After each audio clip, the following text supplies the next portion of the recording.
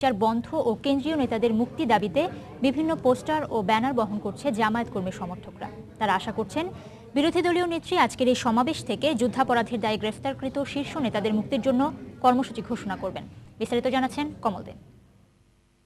এদিকে বিএনপি সমাবেশ জামায়াত ইসলামের সমাবেশের সম্মুখভাগে রয়েছেন জামাত শিবিরের নেতাকর্মীরা। দেশের দূর দূরান্ত থেকে তারা গত রাতে এসে এই পরগ্রাম ময়দানে অবস্থান নেয় এবং সকাল থেকেই চট্টগ্রাম সহ তার আশপাশের এলাকা থেকে হাজার হাজার জামাত শিবির নেতাকর্মী এসে এই পরগ্রাম ময়দান দখল করে নিয়েছে। জামাত শিবির নেতাকর্মীরা বলছেন তারা একমাত্র এসেছেন যুদ্ধ অপরাধের নামে তাদের যে জামাতের শীর্ষ নেতাকর্মীরা গ্রেপ্তার হয়েছেন তাদের মুক্তি।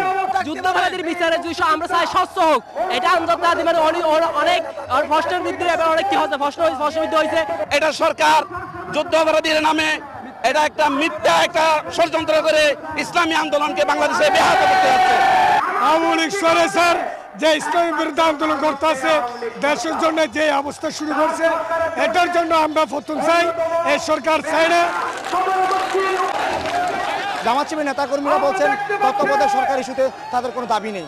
চট্টগ্রামের পল্টন মাঠ থেকে কমল দে, সময় সংবাদ।